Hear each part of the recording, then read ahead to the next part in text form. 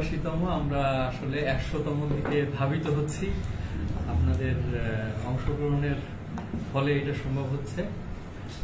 হাঁটি হাঁটি করে আসলে আমরা ২০১৪ সালে আমরা সম্ভবত শুরু করছিলাম ৪ জন দিয়ে, এবং সেইটাতে জাভেদ বক্তা ছিল এবং আমি জাকির ভাই আর সম্ভবত আরেকজন ছিল, মানে টোটাল জাভেদ বক্তা সহ ৪ জন, মানে আমরা আলোচনার ইয়েটা শুরু হয়েছে। আজকে আমরা গ্যাটসেন ৮৮তম আড্ডাতে মূলত বাংলাদেশের রাষ্ট্র সংবিধান এবং তার সাথে আসলে এই দুইটা বস্তুর সাথে জনগণের বোঝাপড়াটা কি সেটা বোঝার চেষ্টা করব, এবং আমাদেরকে বোঝানোর চেষ্টা করবেন উর্মি খান। উনি যুক্তরাষ্ট্রের একটা বিশ্ববিদ্যালয়ে পড়ান, মূলত কাঠখোট্টা এবং কঠিন জটিল সাবজেক্টে পড়ান, ইকোনমিক্সের একদম জটিলতম ম্যাথ যেটা আর কি, সেই বিষয়ে উনি পড়ান এবং তার আগ্রহের দিক একাডেমিক দিক। আর পাশাপাশি বাংলাদেশ সহ অন্যান্য যে স্বাভাবিক অর্থে যে রাষ্ট্র সংক্রান্ত যে ধারণা, সেই ধারণাগুলো নিয়ে ওনার আগ্রহের দিক, বিশেষ করে সংবিধান, রাষ্ট্র এবং জনগণ, এই তিনটা জিনিসের অবস্থা, বিষয়বস্তু এবং সম্পৃক্ততা এই রাষ্ট্র এবং সংবিধানের সাথে, সেই বিষয়ে আসলে ওনার আগ্রহের দিক। আমরা ওনার কাছ থেকে আজকে এই বিষয়টা নিয়েই বোঝার চেষ্টা করব এবং শুনব, এবং আমি মনে হয় যে এখানে আমরা যারা আছি তারাও আপার আলোচনার পরে আমরা নিজেরা অংশগ্রহণ করব, আমরা আসলে এইটাকে কিভাবে দেখি এবং কিভাবে দেখতে চাই। আমি আর না বাড়াই কথা, আলোচনা শুরু করছেন আজকের আলোচক উর্মি খান। সবাইকে আগ্রহ করে শোনার জন্য ধন্যবাদ মাদার ভাই, ধন্যবাদ জাকির ভাই, এবং আপনাদের সবাইকে যারা এই শুক্রবার বিকেলে আরো অনেক আকর্ষণীয় সামাজিক কর্মকাণ্ড রেখে হয়তো এখানে এসছেন। আমি সেজন্য খুবই কৃতজ্ঞ। আমার নাম উর্মি, আমি ইউনিভার্সিটি অফ ক্যালিফোর্নিয়া রিভারসাইডে অর্থনীতি পড়াই। আমি প্রথমে যে জন্য ক্ষমা চাইবো সেটা হচ্ছে আমার ভাষা। তো এখানে জাভেদ ভাইয়ের মতো মানুষ আছেন, ওনার মতো সুন্দর করে বাংলা বলতে আমি জীবনে খুব কম মানুষকে শুনেছি। তো ওই যে শুদ্ধ বাংলা, ওটা আমার কাছে একটু বিদেশি ভাষার মতো। আমি নিজে ব্যক্তিগত জীবনে অশুদ্ধ বাংলায় কথা বলি, আর আমার পেশাগত জীবনে, যেহেতু আমি বাইরে থাকি, আমার দৈনন্দিন জীবনে ইংরেজি ব্যবহার হয়। সুতরাং আমি একটা অশুদ্ধ বাংলা এবং খুব সম্ভবত অশুদ্ধ ইংরেজির একটা জগৎচুরি ভাষায় আমি কথা বলবো, সেই জন্য আমি ক্ষমা প্রার্থী। আপনারা সেই জন্য আমাকে মাফ করে দিবেন, কারণ এই সব বিষয় নিয়ে কথা বলতে গেলে অনেক টেকনিক্যাল টার্মস চলে আসে যেগুলোর বাংলা আমি খুঁজে পাই না, তো খুব মুশকিল হয় আর কি। সেটা তো আমার অর্থনীতির ব্যাকগ্রাউন্ড, সেখান থেকে সংবিধান থেকে আসলো। তো আসলে আমি অর্থনীতিতে যে জায়গাটা নিয়ে কাজ করছি, আমার নিজের ট্রেনিং যেটাতে ছিল এবং এখনো কাজ করি, সেটা হচ্ছে সিস্টেম ডিজাইন। মানে আপনি যে কোনো একটা পদ্ধতি যদি বানান, সেটা সংবিধানও হতে পারে অথবা ফুটবল খেলার অফসাইড রুলও হতে পারে, তার মধ্যে ওই নিয়মের মধ্যে যারা কাজ করেন তাদের ব্যবহার বা তাদের যে স্বার্থ আছে, তারা কিভাবে কি করবেন কি করবেন না সেটা নির্ধারিত হয়। তো ফুটবলে গোল বানানোর জন্য যেমন অফসাইড রুল বদলে দেওয়া হয়, সেই রকম। তো একটা দেশের সংবিধানকে আপনি যদি সেইভাবে ধরে নেন যে এতে একটা কাঠামো থাকবে যে রাষ্ট্রের ক্ষমতা কে কিভাবে কার পক্ষে প্রয়োগ করবে এবং তার উপরে কনস্ট্যান্ট কি থাকবে, এবং সেখানে তার অপপ্রয়োগ হলে তার প্রতিকার কি হবে, সেইগুলোর একটা পদ্ধতি হিসেবে যদি আপনি চিন্তা করেন, সেখানে আমি যেসব মডেল নিয়ে কাজ করি তার অনেক ব্যবহার করা যায় আর কি। তো সেই জায়গা থেকে আমার ব্যক্তিগত আগ্রহ, আমি এরকম একটা উত্তর উপনিবেশিক উন্নয়নশীল দেশের মেয়ে হিসেবে সবসময় যে আমরা সবসময় মনে হয় যেটা ডিসফাংশনাল রাজনৈতিক পরিস্থিতির মধ্যে থাকি, তো সেইখান থেকে আমার আগ্রহটা তৈরি আর কি। তো আমি এই যে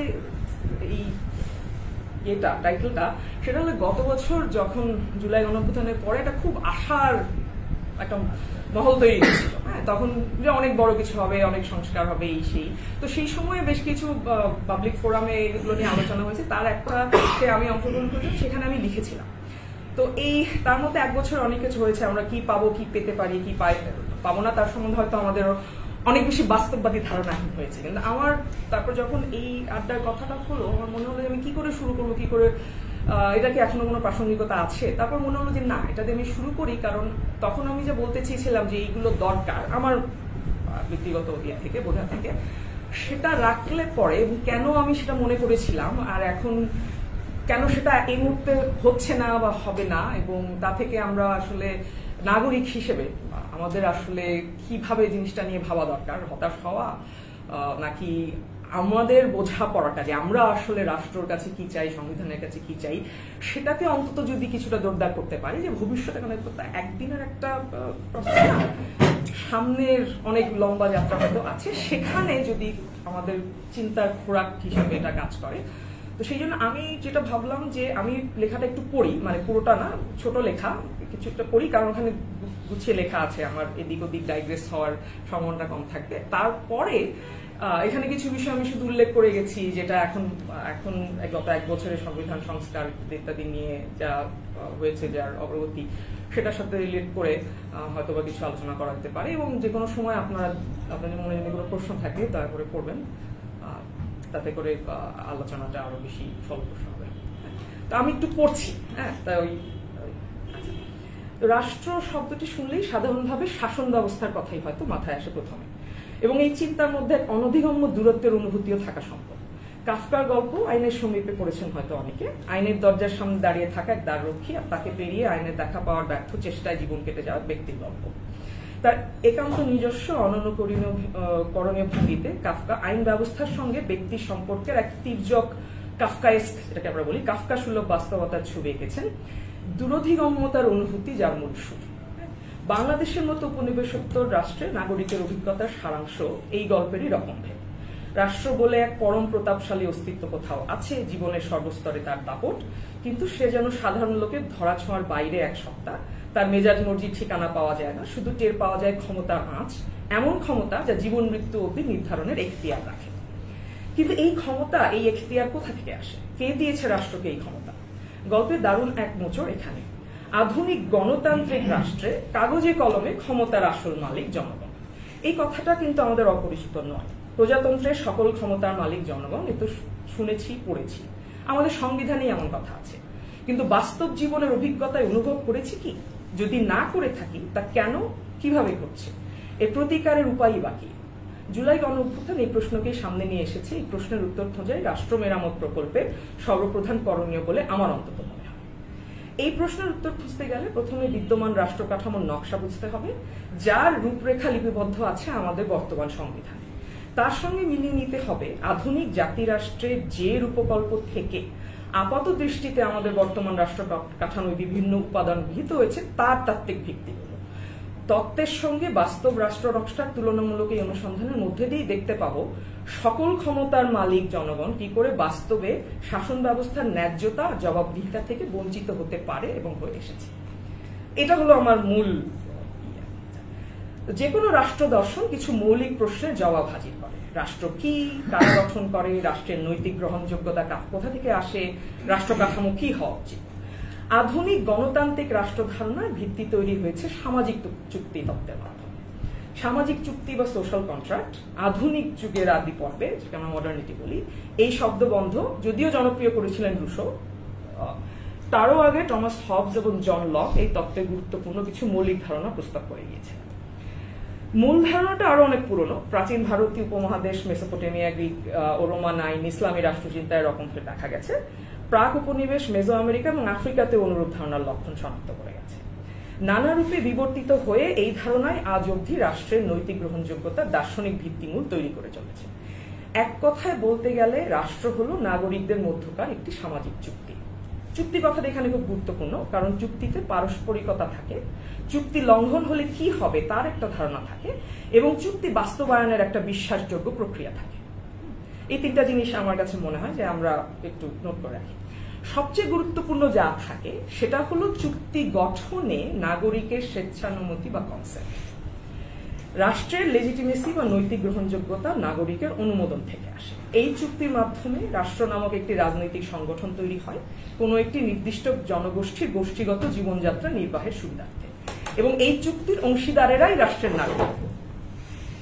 এই নাগরিক অনুমোদনের ধারণাটি আধুনিক রাষ্ট্রের প্রথম ভিত্তি, কিন্তু এটাই সব নয়। এখানে আমি একটু উল্লেখ করি, এটা কিন্তু এমনকি রাজতন্ত্র গণতন্ত্রের ব্যাপারও না। যেমন হবস উনি যেটাকে সোশ্যাল কন্ট্রাক্ট বলেছিলেন সেটা দিয়ে উনি কিন্তু রাজতন্ত্রকে জাস্টিফাই করেছিলেন, ঠিক আছে। কিন্তু হচ্ছে জনগণ সম্মতিক্রমে একজন বা একটি লেভিয়াথান প্রতিষ্ঠানকে সেই দায়িত্ব দেয়, এরকম একটা তার আইডিয়া ছিল। তারপরে সেখান থেকে লরা পরে অন্য জায়গায় চলে এসছে। কিন্তু এই কনসেন্টের ব্যাপারটা খুব ইম্পর্টেন্ট। রাষ্ট্র নামক সংগঠনের একটি মৌলিক বৈশিষ্ট্য হলো আইন প্রয়োগ তৈরি এবং প্রয়োগ করার ক্ষমতা, এবং এর সাথে অঙ্গাঙ্গিভাবে এই ক্ষমতার মূলে থাকে বল প্রয়োগের অধিকার। রাষ্ট্রের যে প্রতিষ্ঠানসমূহ আইন তৈরি এবং প্রয়োগের ভূমিকা পালন করে সেইগুলোকে আমরা সাধারণত সরকার বা শাসন ব্যবস্থা বলি। এই সরকার বল প্রয়োগ করতে পারে, বল প্রয়োগের মাধ্যমে নাগরিকের জীবনাচরণের স্বাধীনতা পালন করতে পারে। সরকারের উপস্থিতি আধুনিক রাষ্ট্রের নাগরিকের জীবনে সর্বব্যাপী। এই কারণেই হয়তো রাষ্ট্র বলতে সাধারণভাবে আমরা সরকার ব্যবস্থার কথাই ভাবি, কিন্তু যা ভুলে যাই তা হলো রাষ্ট্রের সবচেয়ে গুরুত্বপূর্ণ উপাদান হলেন নাগরিকেরা, যাদের স্বেচ্ছা সম্মতিতে রাষ্ট্র গঠন হয়। রাষ্ট্র নামক চুক্তি মূলত নাগরিকদের মধ্যে ক্ষমতার ভাগাভাগি, ক্ষমতা প্রয়োগের সর্বসম্মত পদ্ধতি, ক্ষমতার অপপ্রয়োগ থেকে রক্ষা পাওয়ার উপায়, এইসব বিষয়গুলোকে একটা কাঠামো দেওয়ার কাজ করে। সংবিধানকে বলা যায় সেই চুক্তির প্রাথমিক দলিল। সরকার এই সার্বিক ক্ষমতা কাঠামোর একটি অংশ মাত্র। সরকার কোথায় কিভাবে কতখানি বল প্রয়োগ করতে পারে তা নির্ধারণ করা তাই সংবিধানের একটি গুরুত্বপূর্ণ দায়িত্ব। বলের অপপ্রয়োগ রোধ করার দিক নির্দেশনাও তা মনে। এটি কেবলমাত্র একটি উদাহরণ। বৃহত্তর অর্থে রাষ্ট্র গণতান্ত্রিক হবে না কর্তৃত্ববাদী হবে তা নির্ভর করে রাষ্ট্র কাঠামোর মধ্যে নাগরিকের অধিকার, শাসন ব্যবস্থায় নাগরিকের অংশগ্রহণ, নাগরিকের কাছে সরকারের জবাবদিহিতা, এইসব বিভিন্ন নির্ণায়ক। রাষ্ট্রের নীল নকশা সংবিধান এইসব নির্ণায়কের মাধ্যমেই রাষ্ট্রের চরিত্র নির্দেশ করে। রাজতন্ত্র সহ অন্যান্য কর্তৃত্ববাদী শাসনের সঙ্গে গণতান্ত্রিক শাসন ব্যবস্থার পার্থক্য এখানেই। রাষ্ট্র ক্ষমতার যথেচ্ছ প্রয়োগের ওপর কার্যকরী বিধিনিষেধ, যার মূল হাতিয়ার সংবিধান। এটাও একটা খুব গুরুত্বপূর্ণ দিক। সেটা হচ্ছে যে আপনি হবসের আইডিয়া অনুসারে যদি সবাই মিলে রাজাকেই দেন সর্বময় ক্ষমতা, সেই রাজার ক্ষমতাকে সীমিত করার জন্য বা তার ওপরে নিয়ন্ত্রণ করার জন্য কি কোনো ব্যবস্থা আছে? এটাই হলো আমরা যেটাকে মডার্ন কনস্টিটিউশনাল রিপাবলিক যাকে বলি, যেটা অ্যাটলিস্ট আপাত দৃষ্টিতে মনে হয় যে আমাদের মতো দেশগুলোতে সেই ধরনের একটা আইডিয়া আমরা ভাবি যে সেখান থেকে আমাদের রাষ্ট্র ব্যবস্থাটা তৈরি হবে। তো এইখানে সেই জায়গা থেকে সংবিধানটা হচ্ছে আসলে এই ক্ষমতা প্রয়োগ অপপ্রয়োগ এই ব্যাপারগুলোকে একটা স্ট্রাকচারের মধ্যে নিয়ে আসা। তো সেটা করতে গেলে প্রথমেই যে সত্যকে সাংবিধানিক স্বীকৃতি দিতে হবে তা হলো এই: নাগরিকের স্বাধীন জীবনযাপনের অধিকার রাষ্ট্র প্রদত্ত নয়, এটা জন্মগত। সেই অধিকার নিয়েই নাগরিক তার কনসেন্টটা দেন। তো আমার কিছু অধিকার আছে যেটা আসলে যে রাষ্ট্রে আমি বাস করব সেটা যদি আমার কনসেন্ট দিতে হয় তার আগে আমার সেই অধিকারগুলো নিশ্চিত হবে, তারপরে আমার কনসেন্টের প্রশ্নটা আসে। তো নাগরিকের স্বাধীন জীবনযাপনের অধিকার রাষ্ট্রের অস্তিত্বের পূর্ব শর্ত, এটা ফলাফল নয়। সুশৃঙ্খল গোষ্ঠীবদ্ধ জীবনযাপনের স্বার্থে রাষ্ট্রের একটি অঙ্গ তথা সরকারকে আমরা নাগরিকেরা কিছু সিদ্ধান্ত গ্রহণ এবং বাস্তবায়নের ক্ষমতা অর্পণ করি মাত্র। সুতরাং সংবিধানের সর্বপ্রথম যে বিষয়টি নিশ্চিত করা প্রয়োজন সেটি হলো এইসব মৌলিক অধিকারকে স্পষ্টভাবে সংজ্ঞায়িত করা, যা সরকার কখনো কোনো অবস্থাতেই লঙ্ঘন করতে পারবে না। এবং এটা আমার উইশ লিস্টের 1 নম্বর ছিল এই কারণেই যে 72 থেকে এখন পর্যন্ত কোনো সংবিধান এটা করতে পারেনি। তো আমার খুব আশা ছিল যে আমরা যখন আবার নতুন করে সংবিধানের কথা ভাবছি এই বিষয়টা যে প্রথমে আমরা ঠিক করে নিই যে নাগরিকের মৌলিক অধিকার আসলে কি, ঠিক আছে। তো এই কখনো কোনো অবস্থাতে লঙ্ঘন না করতে পারার ব্যাপারটা খুব গুরুত্বপূর্ণ। যখনই দেখবেন একটি তথাকথিত অধিকার সংজ্ঞায়িত করে সাথে এটা লিখে দেওয়া হয়েছে বিশেষ পরিস্থিতিতে এই অধিকার খর্ব করা যাবে, যেটা আমাদের সমস্ত মানে ৭২ থেকে শুরু করে প্রত্যেকটা সংবিধানে এই সমস্যাটা বর্তমান, তখনই বুঝবেন এটা আসলে কোনো অধিকার নয়, এটা একটা সাময়িক সুবিধা, একটা প্রিভিলেজ। রাষ্ট্র আপনাকে একটা প্রিভিলেজ দিতে, সেটা যে যখনই চাইবে সে ফিরিয়ে নিতে পারে, ঠিক আছে? সুতরাং নাগরিক চেকলিস্ট যদি আমি এটাকে বলি, আমি নাম দিয়েছিলাম নাগরিক চেকলিস্ট, তার প্রথম দাবি হলো একটি সুস্পষ্ট অলঙ্ঘনীয় মৌলিক অধিকারের তালিকা, ঠিক আছে? আমার যেটার সাথে খুব ভালো পরিচয় আছে সেটা আমি উদাহরণ হিসেবে এখানে ব্যবহার করেছি, সেটা হচ্ছে মার্কিন সংবিধান। সঙ্গত কারণে, আমার ব্যক্তিগত অভিজ্ঞতার কারণে মার্কিন সংবিধানের উদাহরণ বারবার আসবে, কিন্তু তার মানে এই না যে সেটাই একমাত্র উদাহরণ। হ্যাঁ, এটা আমি বলবো যে ওয়েল ফাংশনিং সব মোরালে সব কনস্টিটিউশন এটা একটা বৈশিষ্ট্য। হ্যাঁ, ঠিক আছে? সেটা হচ্ছে বিল অফ রাইটস। হ্যাঁ, 10টা জিনিস লেখা আছে যে এই এই এই এই জিনিস করা যাবে না নাগরিকের সঙ্গে, সবই নেগেটিভ। কিন্তু আপনার বিল অফ রাইটস যদি আপনার মার্কিন বিল অফ রাইটস পড়েন, খুব ইন্টারেস্টিং। সব Congress cannot do this, Congress shall not pass a law, খুব পরিষ্কার ভাবে এজেন্টকে নির্ধারণ করা হয়েছে যে এটা করতে পারবে না, রাষ্ট্র করবে না বলে। কারণ রাষ্ট্র খুব একটা বেগ কনসেপ্ট, আমরা কিন্তু সরকার ব্যবস্থার কথা বলছি এখানে। আইন যে বানায় সে হচ্ছে সরকার, আইন যে প্রয়োগ করে সে সরকারের আরেকটা অংশ, ঠিক আছে? সুতরাং সেইখানে খুব নির্দিষ্ট করে আমাদের দেশে সেরকম একটি তালিকা হলে তাতে কি থাকবে সেটা নিয়ে তর্ক করতে পারে, এতে নানা রকমের নানা মত থাকতে পারে, সেই নিয়ে বোঝাপড়ায় আসতে হবে। সেটা প্রত্যেক পলিটিকে, প্রত্যেক রাজনৈতিক জনগোষ্ঠীকে আসতে হয়। কিন্তু এই তালিকা থাকাটা খুব গুরুত্বপূর্ণ, এবং এই বিষয়টা বিশ্বাসে নেয়া যে আমাদের এইগুলো আসলে পরিস্থিতি সাপেক্ষ অধিকার না। আমার বাক স্বাধীনতা, আমার একসাথে হয়ে আন্দোলন করার স্বাধীনতা, এগুলো বিশেষ পরিস্থিতিতে কেড়ে নেওয়ার বিষয় না, সেটা তাহলে রাইট নয়, সেটা প্রিভিলেজ। হ্যাঁ, যখন অবস্থা ভালো থাকবে আমাকে সেই প্রিভিলেজ দেওয়া হবে, অবস্থা খারাপ হলে সেটা ফিরিয়ে নেওয়া হবে, ঠিক আছে? তো সেইগুলো ৭২ থেকে শুরু করে বাংলাদেশের সব সংবিধান এই ধরনের অলঙ্ঘনীয় অধিকার বর্ণনা করার ক্ষেত্রে বিশেষ পরিস্থিতিতে খর্ব করা যাবে বলে শুভঙ্করের ফাঁকি ঢুকিয়ে দেওয়া সব ক্ষেত্রে। হ্যাঁ, এই ক্ষেত্রে দুটো বিষয়, একটা হচ্ছে অধিকারের সংজ্ঞায়ন এবং অধিকার খর্ব হলে। আমি বললাম যে অধিকার খর্ব করা যাবে না, ঠিক আছে? খর্ব হলে তারপর আমরা কি করবো? অধিকার খর্ব হলে তার প্রতিকারের সুস্পষ্ট এবং বিশ্বাসযোগ্য প্রক্রিয়া থাকা, সেটা আরেকটা বড় বিষয়। এবং এইখানে হচ্ছে আপনার সংবিধান বা সাংবিধানিক যে সিস্টেম তৈরি করলেন সেটা আদৌ স্থায়ী হবে কিনা, নাকি রাস্তায় জনগণের আন্দোলনে সেটার পতন ঘটবে, সেই এখানে কিন্তু সেই ডিমার্কেশনটা হয়ে যাবে। যদি আপনি সিস্টেমের মধ্যে কোনো সুস্পষ্ট মেকানিজম না রাখেন যেটা দিয়ে রিড্রেস হবে, যে আপনি কোর্টে যেতে পারেন এবং সেই কোর্ট বিশ্বাসযোগ্য ভাবে সেটা একটা আরবিট্রেট করবে, সেরকম যদি না হয়, ঠিক আছে, তাহলে পিরিয়ডিক্যালি রাস্তায় আন্দোলন করে কখনো রক্ত দিয়ে বারবার সরকার পরিবর্তন করা হবে, যেটা আমরা আমাদের এই ৫৪ বছরের ইতিহাসে এবং তারও আগে আমরা দেখেছি যে চলছে, ঠিক আছে? এটা হচ্ছে একটা বিষয়। সুতরাং আপনার অধিকার থাকতে এবং সেটা না হলে সিস্টেম্যাটিক মানুষকে বিশ্বাস করতে হবে। আমি এই জন্য বলছি, বারবার বলছি, নাগরিকের দৃষ্টিকোণ থেকে আমি কেন বিশ্বাস করবো যে আমাকে যে এই অধিকার দেওয়া হলো সেটা লঙ্ঘন করা হলে আমার কাছে একটা উপায় আছে, আমি শান্তিপূর্ণ উপায়ে এটাকে রিড্রেস করতে পারি। যদি না পারি তখনই অনেক দিন চুপ করে থাকবো, তারপর এক সময় তো এটা চলতেই থাকবে, সাইকেল অফ ভায়োলেন্স। এখন এখানে কোন ধরনের অধিকারের কথা আসছে, আইনগত রিড্রেসের ব্যাপার যেখানে গুরুত্বপূর্ণ, আমি এখানে মূলত আচরণের ব্যক্তিগত সুরক্ষার অধিকার বলছি, যেমন বাক স্বাধীনতা, অনাকাঙ্ক্ষিত হস্তক্ষেপ থেকে জানমালের নিরাপত্তা ইত্যাদি, ঠিক আছে? এখন আপনি এইসব অধিকারের লঙ্ঘন হলে আইনি প্রতিকার পাওয়ার বিষয়টা বাস্তবসম্মত, আপনি সেটা ডিজাইন করার কথা ভাবতে পারেন যে কি হবে, কিভাবে আমি বলবো যে আমার এই অধিকার লঙ্ঘন হয়েছে, সেটাকে ডিফাইন করা সহজ।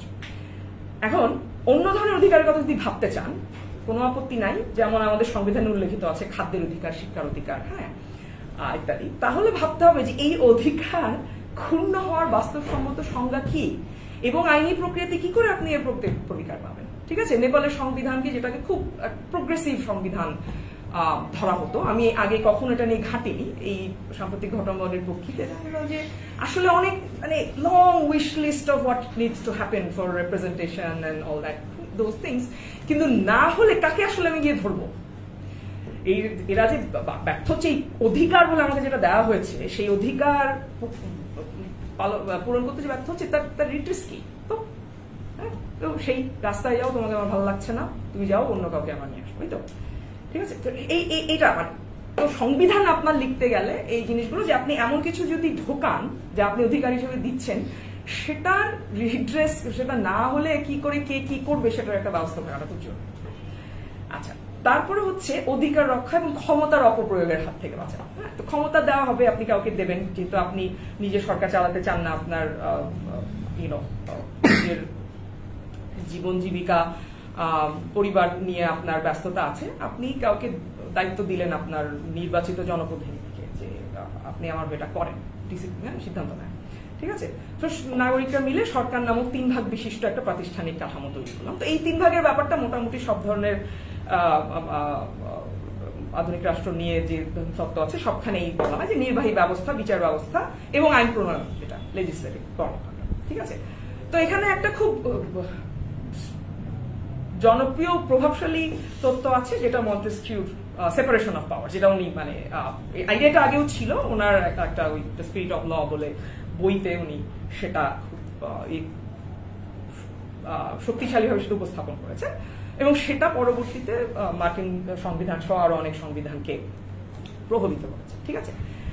এখন এখানে আসে আমাদের বর্তমান বাংলাদেশের যে ব্যবস্থা, সেই ব্যবস্থাটা হচ্ছে এটাকে আমরা আজকাল শুনি, সবসময় শুনতাম, আজকাল খুব বেশি শোনা হয়, যেটা ঔপনিবেশিক শাসন ব্যবস্থা বলে এটাকে একটা সমালোচনা করা হয়। এটা আসলে কারণটা কি? এখন এটাও তো আমাদের ঔপনিবেশিক আমলের একটি রেমন্যান্ট, যেটা খুব আনন্দের সাথে ভালোবাসার সাথে আমরা গ্রহণ করেছি, এটা নিয়ে আমাদের কোনো আপত্তি নাই। তাহলে আমাদের এই শাসন ব্যবস্থা নিয়ে সমস্যাটা কি? সমস্যাটা হচ্ছে যে এই সোকল সংসদীয় গণতন্ত্র, এটা হচ্ছে ব্রিটেনের ওয়েস্টমিনস্টার সিস্টেমের একটা ভাষা। তো এখানে একটা মূল বিষয় হচ্ছে যে নির্বাহী ক্ষমতা এবং আইন তৈরির ক্ষমতা একটা বডিতে, এবং শুধু তাই না, কিছুদিন আগ পর্যন্ত ব্রিটেনে এমনকি সুপ্রিম জুডিশিয়াল বডি সেটাও হাউস অব লর্ডসের অংশ ছিল ধারাবাহিকভাবে, ঠিক আছে। সুতরাং এবং ওদের এই ডক্ট্রিনটাকে বলে পার্লামেন্টারি সুপ্রিমেসি। সো আমাদের অনেকে বিপ্লব শব্দটা খুব পছন্দ, হ্যাঁ, বৈপ্লবিক, সত্যি কথা বলতে এই আপনি যদি ব্রিটিশ সিস্টেমের পার্লামেন্টকে ধরেন, তারা যেভাবে সিস্টেমটাকে মানে, সেটা পার্লামেন্টকে একটি বৈপ্লবিক ক্ষমতা দেওয়া হয়েছে, কারণ এতে বলা হয়েছে যে মানে এটাতে যেটা ধরা হয় যে সংসদ যে কোনো আইন বানাতে পারে, যে কোনো আইন বাতিল করতে পারে, কোনো সংবিধান বা কোনো প্রেসিডেন্টের কাছে সংসদের কোনো বাধ্যবাধকতা নাই। তার মানে আপনি বোঝেন যে এটা একটা কি ধরনের সাংঘাতিক শক্তিশালী কেন্দ্রীভূত একটা সরকার ব্যবস্থা, শাসন ব্যবস্থা, ঠিক আছে। তাহলে একে আপনি কনস্ট্যান্ট করবেন কি? ব্রিটেন এটা কি দিয়ে কনস্ট্যান্ট হয়? এটা তার মানে হচ্ছে একটাই, সেটা হচ্ছে যে যখন ওই সংসদ নির্বাচিত হবে সেই পদ্ধতিটা হতে হবে অন্তত পক্ষে একেবারেই উন্মুক্ত, স্বচ্ছ, কোন ধরনের পক্ষপাতহীন। তাহলে আপনি বলতে পারেন একভাবে যে এই যে জনগণ ক্ষমতার মালিক, হ্যাঁ, ক্ষমতার মালিক তো আসলে সংসদ ফাংশনাল সেন্সে, তাকে আপনি নির্বাচনের মাধ্যমে তাকে আপনি লেজিটিমেসি দিলেন, হ্যাঁ, সেটা হচ্ছে একটা দিক। ব্রিটেনে ভোট চুরি হয়, এটা আমার জীবদ্দশায় আমি শুনি নাই। দ্বিতীয় আরেকটা জিনিস হচ্ছে তাদের বহুদিনের গড়ে ওঠা আনঅফিশিয়াল নর্মস, যে নর্মসে বিরোধী দলকে সাংঘাতিক গুরুত্ব দেওয়া হয়, বিরোধী দলের নেতা, বিরোধী দলের প্রত্যেকটা সংসদীয় কমিটিতে যেভাবে শ্যাডো ক্যাবিনেট এবং এই ধরনের ব্যবস্থা আছে, ঠিক আছে। এবং এগুলো কিন্তু নর্মস, এগুলো কোথাও লেখা নাই। ব্রিটেন এবং ইসরায়েল হচ্ছে পৃথিবীর দুটি মাত্র দেশ যারা একই সঙ্গে সংসদীয় সুপ্রিমেসি এবং কোন লিখিত সংবিধান ছাড়া, মানে এখানে সংসদ একটি সর্বময় ক্ষমতার অধিকারী ধরনের একটা বডি। আমি ব্রিটেনের কথা বললাম, আর অন্য উদাহরণ যেটা আছে সেটা নিয়ে আপনারা নিজেরাই বিচার করে নিতে পারেন যে এর ফলাফল কি হতে পারে, ঠিক আছে। ব্রিটেনের, কারণ ইসরায়েল একটা নতুন রাষ্ট্র গ্রেট ব্রিটেনের তুলনায়, গ্রেট ব্রিটেনের সেই 1200-1300 সাল থেকে শুরু করে এই রাজা এবং অভিজাতদের মধ্যে ক্ষমতার ভাগাভাগি করে এসছে অনেক লম্বা সময়। তো এই হচ্ছে আমাদের যে রাষ্ট্র ব্যবস্থা, মানে সরকার ব্যবস্থা বাংলাদেশে, যার ওপরে আমি কেন বলছি যে 1 বছর পরে এই কথাটা আমি আবার ফিরে যেতে চাই, সেটা হচ্ছে যে আসলে এখানে যে সংস্কারের কথা বলা হচ্ছে তাতে এই নির্বাহী এবং আইন প্রণয়নের আলাদা হওয়ার কোনো সুযোগ রাখা হয় না, ঠিক আছে। এবং এইখানে একটা গুরুত্বপূর্ণ বিষয়, সেটা হচ্ছে যে পলিটিক্যাল ইকোনমি ব্যাপারটা। আমি তো বলছি ডিজাইনের ইয়ে থেকে, যে ডিজাইন করলে আপনি কিভাবে করবেন, আমরা নাগরিকরা কি চাইবো সেই জায়গা থেকে। আপনি যখন দেখবেন, আপনাকে তো এই প্রক্রিয়া অংশগ্রহণ করার সুযোগ দেওয়া হয়নি। হ্যাঁ, আমার এই লেখা একটা অংশ ছিল, সেটা হচ্ছে যে এই প্রক্রিয়াটা কি করে হবে, এবং সেখানে খুব স্পষ্টভাবে বলা ছিল যেখানে সবচেয়ে বেশি জরুরি হচ্ছে নাগরিকের অংশগ্রহণ, নাগরিকের বোঝা। যে কারণে আমি এইভাবে করে লেখাটা লিখেছিলাম যে একজন নাগরিক যদি দেখেন যে আচ্ছা কি কি জিনিস আমার মধ্যে দরকার, আমার রাইট দেওয়া আছে কিনা, হ্যাঁ এইগুলো এই বিভাগগুলোর মধ্যে সেপারেশন আছে কিনা, হ্যাঁ আমার কিছু যদি ক্ষমতার অপপ্রয়োগ আমি রিড্রেস করবো কি করে সেটা না, সেগুলো। কিন্তু সেই ধরনের কোনো ধরনের গণসংযুক্তির প্রক্রিয়াতেই আমরা যাইনি। সুতরাং আমরা এখন যে এটা দেখছি, হ্যাঁ সেটা হচ্ছে আমাদের যারা রাজনৈতিক এলিট, রাজনৈতিক দল, তাদের নেতৃবৃন্দ বিভিন্নভাবে, হ্যাঁ আমাদের রাজনৈতিক এলিট আসলে কি চান সেটার একটা রিফ্লেকশন আমরা আমাদের এই যদি সংবিধান সংশোধন হয় সেটার মধ্যে দেখতে পাবো। হ্যাঁ, এটা আশ্চর্য কিছু না। যখন সংবিধান, যে কোনো দেশের সংবিধান যখন লেখা হয়, যারা স্টেক হোল্ডার, যারা ইনক্লুডেড থাকেন তাদের এটাই আসে, হ্যাঁ সেখানে, ঠিক আছে।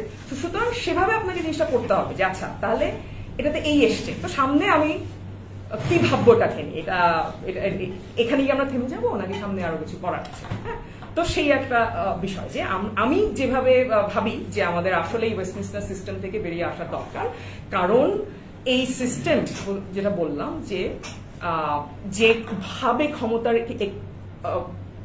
কেন্দ্রীকরণ করে সেটাকে সামাল দেওয়ার মতো বা সেটার কোনো কাউন্টার পয়েন্ট হিসেবে আমাদের রাজনৈতিক ব্যবস্থায় আর কিচ্ছু নাই। এবং ওই যে বললাম আনঅফিসিয়াল নর্মস, ব্রিটিশ নর্মস, সেটাও আমাদের এখানে নাই। সুতরাং আমাদেরকে ডিজাইন করতে হলে শুরু থেকেই করতে হবে যে ক্ষমতা তার অপপ্রয়োগ হবে এবং এটাকে আমরা কি করে আলাদা করতে পারি, ঠিক আছে।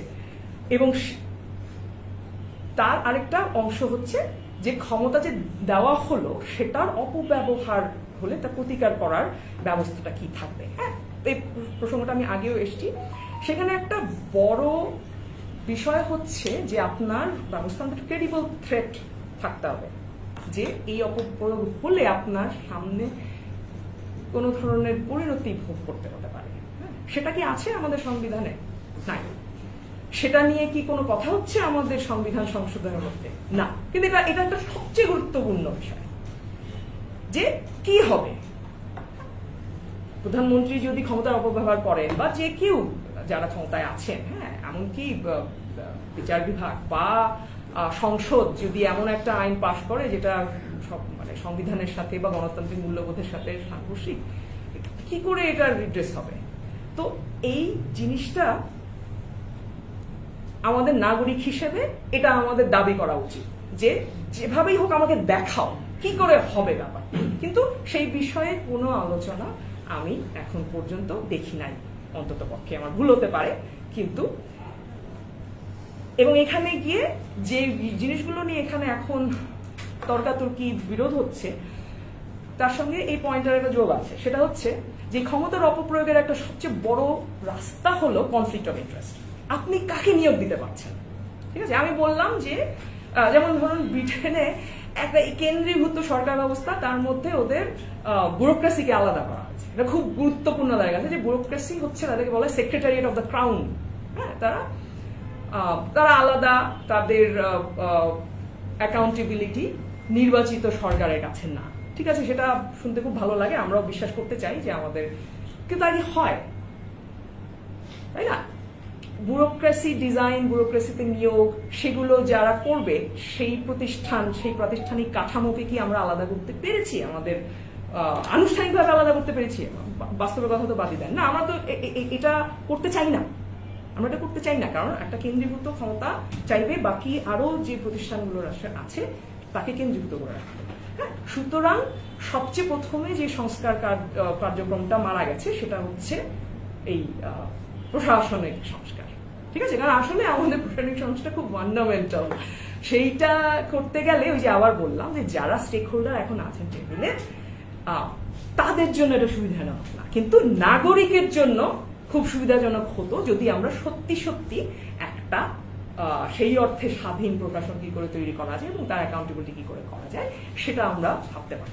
এখন আমরা যদি দাবি করতে চাই রাস্তায় নেমে কিছু, এটা আমাদের একটা দাবির বিষয় হতে পারে, যেটা আমাদের আসলে প্রয়োজন। ঠিক আছে, তো এইগুলো বেশ কিছু বিষয়। এইখানে আমি শেষে লিখেছিলাম যে সংবিধান তৈরির প্রক্রিয়াতে জনসম্পৃক্ততা এবং জনগণের কনসেন্ট নেওয়ার একটি স্পষ্ট প্রক্রিয়া। এটাও কিন্তু এখন ভীষণ ঘোরালো অবস্থায় আছে, তাই না? এটা কি করে হবে?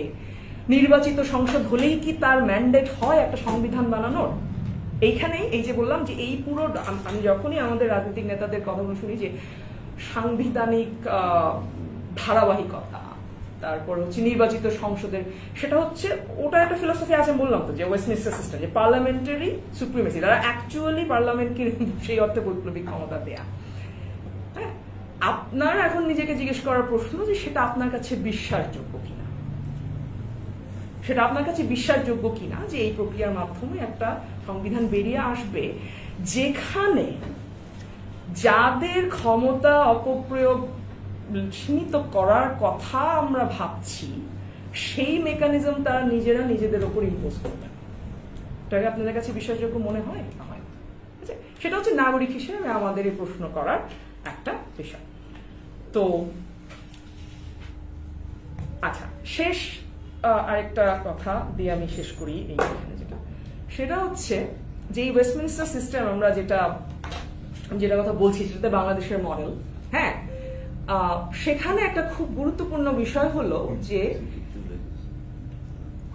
মনার্ক, মানে ব্রিটেন তো কনস্টিটিউশনাল মনার্কি, ঠিক আছে, সভরেনিটি actually lies symbolically with the monarch, ঠিক আছে, এবং বলা হয় যে সংসদের যা ক্ষমতা সেই reserve power belongs to the king or the monarch যে থাকে। তো আমাদের এখন আমরা যদি সেটাকে প্রজাতন্ত্র বানাতে চাই, আমাদের তো কনস্টিটিউশনাল মনার্কি নাই, ওদের তো রাজা তো নির্বাচিত হন না। আমরা যেটা করেছি সেটা একটা রাষ্ট্রপতি নামক একটা প্রতিষ্ঠান দিয়ে সেটাকে আমরা আয় করেছি যে তিনি থাকবেন, ঠিক আছে। এখন ঠিক আছে, তিনি থাকলেন, যে তার হাতে একটা, তো তাকে নিয়োগ করে কে? আবার ওই কনফ্লিক্ট অফ ইন্টারেস্টের প্রশ্নে আসে, কি করে রাষ্ট্রপতির নিয়োগ হয়? সেখানে রাষ্ট্রপতি আসলে এই যে কেন্দ্রীভূত ক্ষমতা সংসদের, নির্বাহী ক্ষমতা এবং আইন প্রণয়নের ক্ষমতা, সেটা থেকে বাইরে গিয়ে তিনি কি করতে পারবেন? ঠিক আছে, তো এইটা হচ্ছে বেশ কিছু বিষয় যেটা আমার মনে হয় যে আমরা আসলে যে মডেলটার উপরে ভিত্তি করে আমাদের এই সংসদীয় গণতন্ত্র এবং যে মডেলটার উপর ভিত্তি করে আমাদের বর্তমান সংস্কারের যাবতীয় কথাবার্তা হচ্ছে, সেটার ভেতরের গোড়ার গলদগুলো, মানে আমি যদি ধরি যে আমার চেকলিস্টে হচ্ছে জবাবদিহিতা, নাগরিকের অংশগ্রহণ, ক্ষমতার অপপ্রয়োগ নিরোধ করার সাংবিধানিক ব্যবস্থা, যাতে করে আমাকে বারবার কিছুদিন পর পর কিছু মানুষের জীবনহানি করে সরকার পরিবর্তন করতে না হয়, হ্যাঁ, সেগুলো আমরা মানে দীর্ঘমেয়াদে আমরা সেটা চাই, তাহলে আমি বলবো যে এইখানে ওই গোড়ায় গলদটা থেকে যাবে, কারণ আমরা এই বিষয়গুলো নিয়ে কোনো আলোচনা করছি না। তো আমি এখানে শেষ করব এটা বলে যে আমার মনের মধ্যে এই প্রশ্নগুলো আছে, তখন ছিল, সেজন্য আমি এটা চেকলিস্ট লিখেছিলাম, এখনো আছে, যে আচ্ছা ঠিক আছে, বুঝলাম সব হবে। এখানে হয়তো ওই আলোচনাগুলো আসবে যে প্রপোর্শনাল রিপ্রেজেন্টেশন সেগুলো, আমি কিন্তু আসলে যে গোড়ার জায়গা সেখানে আমরা হাত দিচ্ছি না, এবং তার কারণ হচ্ছে যে বললাম যে যা হয় সেটা হচ্ছে যারা হওয়ানোর ক্ষমতা রাখেন তাদের উইশ লিস্ট। নাগরিক হিসেবে আমরা আসলে সেই হওয়ানোর ক্ষমতা এখনো অর্জন করতে পারি নাই, হ্যাঁ, কিন্তু তারপরেও আমাদের নিজেদের উইশ লিস্টটা আমাদের কাছে ক্লিয়ার হওয়া দরকার যে আমরা আসলে কি চাই। তো সেই জায়গা থেকে এই কথাগুলো বলা। আপনাদের অনেক ধন্যবাদ। এখন প্রশ্ন এবং মন্তব্য, দ্বিমত, সাংঘাতিক দ্বিমত। আমি আসলে বাসা খুঁজে পাচ্ছিলাম না, দেরি করে ফেলেছি, পুরোটা ঘুরে আমি এখানে এসেছি। আপনি যদি আমাকে 1 মিনিটে যদি আপনি সামারিটা, প্রথম লাইনটা যদি আরেকবার একটু বলেন। আমি সরি, সামারি হচ্ছে আমি বলতে চাইছিলাম যে আমরা যদি সংবিধান সংস্কার করি তাহলে নাগরিক হিসেবে আমরা কি কি দেখতে চাইবো। আমার একটা ব্যক্তিগত অভিজ্ঞতা, সেটা হচ্ছে 1 নম্বর হচ্ছে একটা অলঙ্ঘনীয় অধিকারের তালিকা, যেটা কোনো অবস্থাতেই রাষ্ট্র বালে করতে পারবে না। হ্যাঁ, তারপর হচ্ছে নির্বাহী বিভাগ এবং আইন প্রণয়ন যেটা, সেটাকে আলাদা করা, সেটা সংসদীয় ব্যবস্থায় সম্ভব না যেভাবে আমরা সংসদীয় ব্যবস্থা দেখি। তৃতীয় হচ্ছে যারা ক্ষমতায় থাকবেন তারা ক্ষমতার অপপ্রয়োগ করলে কোন ক্ষেত্রে কি করা যাবে সেটার প্রাতিষ্ঠানিক প্রতিকারের ব্যবস্থা কি হবে সেটা থাকা, সেটা একটা জিনিস। এবং তারপরে হচ্ছে যে এই জিনিসগুলো যাতে সুন্দর করে হয়, তাতে করে আমরা যে সরকার কাঠামো বানাবো, কে কাকে কোথায় নিয়োগ দিতে পারছেন, কি করে কনফ্লিক্ট অফ ইন্টারেস্ট তৈরি হচ্ছে, সেইগুলোকে মিনিমাইজ করার চেষ্টা করা। এই 3-4টা জিনিস।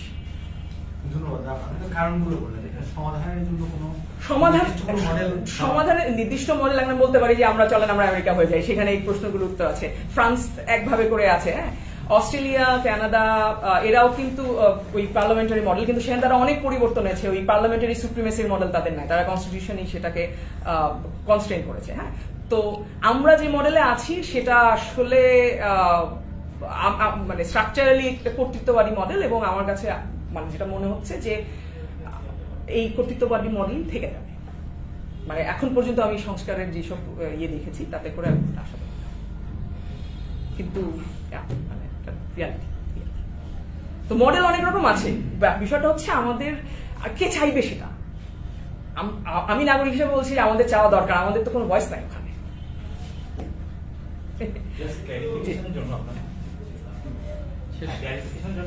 বিল অফ রাইটসটা মানে আমাদের যে একটা অলঙ্ঘনীয় থাকা উচিত। আর দ্বিতীয়ত আমার প্রফেশন আপনি যেটা বুঝতে পারলাম যে রাজনীতি প্রসেসে যিনি অংশগ্রহণ করবেন পরবর্তীতে নির্বাচিত হয়ে, তারা রাষ্ট্রের মানে যে খেলবে গেমটা, সেই গেমটা মেক করাটা একটা কনফ্লিক্ট। এক্স্যাক্টলি। তো যদি আমরা একটা সাংবিধানিক কাউন্সিল নামে একটা প্রপোজাল অনেকদিন ধরে হচ্ছে যে সাংবিধানিক কাউন্সিল থাকবে, তার আন্ডারে কিছু রাষ্ট্রের কিছু এসেনশিয়াল জিনিসপত্র দুদক বলেন বা নানান প্রতিষ্ঠানগুলো যে আন্ডারে থাকবে, এই বিষয়টি আপনার মনে হয় সেখানে নিয়োগ পাবেন কারা? আমার কথা হচ্ছে আপনি একটা সংবিধান তৈরি করেন যেটা আসলে খুব কিছু বেসিক জিনিস গ্যারান্টি করবে, ঠিক আছে? তারপরে এমন ভাবে জিনিসটা ডিজাইন করেন যাতে করে ক্ষমতা কেন্দ্রীকরণটা একটুখানি কঠিন হয়ে যায়। হ্যাঁ, মুশকিলটা হচ্ছে যে আমরা সব চাচ্ছি যে আমরা কেন্দ্রীভূত ব্যবস্থাটাকে রাখবো, ঠিক আছে? প্রধানমন্ত্রী তিনি সংসদের নেতাও হবেন, দেশের চিফ এক্সিকিউটিভ হবেন, সবকিছুই হবেন, কেন্দ্রীভূত ব্যবস্থাটা রাখবো। তারপরে আমরা একটা অন্য একটা বডিকে বলবো যে আচ্ছা তুমি এখানে দেখো যে এটা কি ঠিক হচ্ছে কিনা। তারা নিয়োগ পাবেন কি করে? সেখানে কনফ্লিক্ট অফ ইন্টারেস্টটা কি হতে পারে, কিন্তু সেখানে কনফ্লিক্ট অফ ইন্টারেস্টের ব্যাপারটা কি অ্যাড্রেস করা যায়, কি করে করা যায়? হ্যাঁ, ঠিক আছে। তো ভারতবর্ষের মডেলটা হচ্ছে ওদের বিচার ব্যবস্থা সম্পূর্ণ আলাদা, এবং তাদের অধিকার আছে তারা সংসদে পাশ করা বিল রিভিউ করতে পারে। হ্যাঁ, কিন্তু পার্লামেন্টারি সুপ্রিমেসি সিস্টেমে সেটা নাই। আমাদের এখানে এটা হচ্ছে যে আমরা যদি বলি যে কোর্ট করতে পারে, তখন প্রশ্ন আসে যে কোর্টের বিচারক নিয়োগ দেবেন কে? পুরো জিনিসটা একটা হলিস্টিক্যালি ডিজাইন হতে হবে, আলাদা করে। আমি বলছি এরকম যে কোনো বডি আপনি ভাবেন, আপনাকে বাকিটা কিভাবে ডিজাইন হচ্ছে এবং ওই বডিটা কিভাবে তৈরি হচ্ছে সেটার দিকে আমাদের নজর রাখতে হবে। নাম আপনি যাই দেন, আমার পয়েন্ট হচ্ছে এটা, যাতে দেখবেন কে নিয়োগ দিচ্ছে, আসলে ও কি আসলে যাবে দেশের নির্বাচিত প্রধানমন্ত্রীর বিরুদ্ধে কোনো কারণে, সেটা আমার প্রশ্ন। আর কোন আলোচনা? আরেকটা প্রশ্ন যেটা আমার ছিল, আমি সাক্ষী প্রশ্নটা হচ্ছে যে আপনি যেটা মানে আলোচনার শুরুতে যেটা বললেন আর কি, আমাদের তো ফান্ডামেন্টাল রাইটস আমাদের কনস্টিটিউশনের এখন সেকেন্ড পার্টে থার্ড পার্টে যেটা আছে ফান্ডামেন্টাল রাইটস, সেটা হচ্ছে যে আপনি এটাকে ইন্ট্রোডিউস করেছেন, এটা আমাদের একটা অধিকার রাইটস হিসেবে নাই, এটা আমাদের একটা প্রিভিলেজ হিসেবে আছে, এবং এটা 72 ছিল। কিন্তু ইমার্জেন্সি প্রভিশনটা তো 1973-তে এটাকে ইন্ট্রোডিউস করা হয়েছে, এবং আমাদের কনস্টিটিউশনের যেটা মানে ইমার্জেন্সি প্রভিশন যেটা আমরা ফান্ডামেন্টাল রাইটস বলছি, সেই ফান্ডামেন্টাল রাইটসটা তো 72 এর কনস্টিটিউশনে ছিল না। ইমার্জেন্সি প্রভিশনের মাধ্যমে 72 এর কনস্টিটিউশনের যে ফান্ডামেন্টাল রাইটস সেটাকে আটকিয়ে দেওয়া যায়, সেটা তো ছিল না। অর্থাৎ 72 এর কনস্টিটিউশনে তো মানে আমি দেখতে পাই না আর কি যে সেটাতে এটা প্রিভিলেজ হিসেবে ছিল, আমি দেখতে পাই সেটা রাইটস হিসেবেই ছিল। কিন্তু সরকার বিশেষ কারণে করতে পারবে, না আমি সে আপনার রাইটগুলো কিভাবে আছে এবং সেই রাইট যদি ভায়োলেট হয় সেটা রিড্রেস কি? আচ্ছা, রাইটস যদি ভায়োলেশন হয় মানে এখানে একটা ব্যাপার আছে, মানে সেটার জন্য তো আমাদের একটা ফোরাম তো আমাদের আছে, সেটা আমাদের আর্টিকেল 44 এবং আর্টিকেল 102 সাবজেক্টের যে কনস্টিটিউশন সংবিধান, সেটা যেহেতু আমরা সুপ্রিম কোর্টের কাছে যেতে পারি, যে একটা ফোরাম তো আছে। যদিও আমাদের দেশে হচ্ছে ন্যায় বিচারটা একটা রিট বা এটাকে হাইকোর্টের কাছে এটাকে উত্থাপন করা, এটা একটা এক্সপেন্সিভ একটা জুডিশিয়ারি একটা মাধ্যম আর কি, সেটা নিয়ে একটা আলোচনা হতে পারে। দেন এগেইন আরেকটা যেটা হচ্ছে যে আমরা ওই বিড়ালের গলায় ঘন্টা বাদ দেখে সেরকম একটা আলাপ, যে আমাদের এখানে প্রাইম মিনিস্টার এখানে একদম যেটা হচ্ছে আলতাফ পারভেজ ভাই একদম লিখেছেন বিভিন্ন বইতে যে প্রাইম মিনিস্টার একদম একচ্ছত্র একটা ক্ষমতার অধিকারী, কিন্তু সেটার জন্য আমাদের সাবজেক্টের কনস্টিটিউশনে তো সেটা একটা কোয়ারেন্ট একটা প্রভিশন আছে, যে উনি যদি ওনার পদ ভঙ্গ করেন সেটার জন্য ওনার পদ থেকে ওনাকে সরিয়ে দেওয়া যেতে পারে। মানে আমি জানি না, হ্যাঁ আমার কথা হচ্ছে কি, কিন্তু এখন আমার কাছে যেটা মনে হয় যে আমাদের এখানকার ওই পলিটিক্যাল এবং সোশিও পলিটিক্যাল যে কালচার, সেখানে আমার কাছে মনে হয় সমস্যা আছে। আমার কাছে আমি সংবিধান হিসেবে তো আমি 70 কনস্টিটিউশন আমি সেটা যদিও কিছু অ্যানোমালি আছে। আমার কাছে যেটা মনে হয় ভাই, দেখেন উইশ লিস্ট থাকা যে ওনাকে করা যেতে পারে, কে কিভাবে করবে আসলে সেটা তো থাকতে হবে। সেটা একটা ফাংশনাল ডকুমেন্ট, আপনাকে কনস্টিটিউশনে একটা ফাংশনাল ডকুমেন্ট হিসেবে আপনাকে চিন্তা করতে হবে, ঠিক আছে? আমার কাছে সবসময় মনে হয় যে আমরা সংবিধানকে একটা উইশ লিস্ট অফ থিংস হিসাবে চিন্তা করি, যে করা যাবে, কে করবে সেটার একটা মেকানিজম থাকতে হবে তো, যে এই ওনার ক্ষমতা এই, ঠিক আছে, যদি এই হয় এই পদ্ধতিতে ওনাকে অপসারণ করা যাবে। সেটা যদি না থাকে সেটা আমি ওই রাইট দেওয়া। আমার কথা হচ্ছে যে আপনি অনেক কিছু লিখতে পারেন, কিন্তু সবকিছু যা আপনি লেখেন সেটা আপনি মিন করেন না, বা সেটা মিন করলেও সেইটা আমার প্রশ্নটা সেই জায়গায়, আমার প্রশ্নটা সেই জায়গায় যে সবখানেই অনেক ভালো ভালো কথা আছে, এখন পর্যন্ত আমাদের সংবিধানে ভালো কিছু আছে, কিন্তু আমি যখন পড়তে যাই আমার মাথা ব্যথা করে, কারণ এত কনফ্লিক্ট। হ্যাঁ, আপনি এই ধারার সঙ্গে ওই ধারার কনফ্লিক্ট, বলবেন যে তাহলে যদি এটা হয় তাহলে ওটা কি? হ্যাঁ, তো সেইগুলো অনেক ধরনের আছে যে সংবিধানকে যত ছোট এবং সংক্ষিপ্ত রাখা যায় এবং বাকিগুলোকে স্ট্যাটিউট লর মধ্যে, মানে আইনের মধ্যে নিয়ে যাওয়া যায়, যেগুলোকে পরিদর্শন হবে, স্ট্রাকচারটা একটা ফিক্স করে দেওয়া যে আসলে প্রধানমন্ত্রীর ক্ষমতার এখতিয়ার এই, এবং ওনাকে এই পদ্ধতিতে ওনাকে অপসারণ করা যাবে। অ্যাটলিস্ট একটা থাকলো যে আমরা মানুষ দেখলাম যেটা হয়েছে। তো এই আর কি, এটা আমার উত্তর হচ্ছে এটা, যে আমি জিনিসগুলোকে ফাংশনাল দেখতে চাই। উনি কতগুলো মানে আমরা বলি না আইন করে তারপরে বিধিমালা, তো কি করে ইমপ্লিমেন্ট হবে? উনি বলছেন যে সেটাই সংক্ষিপ্ত করো আর বিধিমালা করো, সেইভাবে ইন্টারনাল মেকানিজম কি হবে। কিন্তু এখানে আলোচনাটা তো একটু গভীরে, আলোচনা একটু ফিলসফিক্যাল, লিগানাল হিস্ট্রি এবং রাষ্ট্রচিন্তার আদি থেকে কিছুটা প্রথমে শুরু করেছিলেন।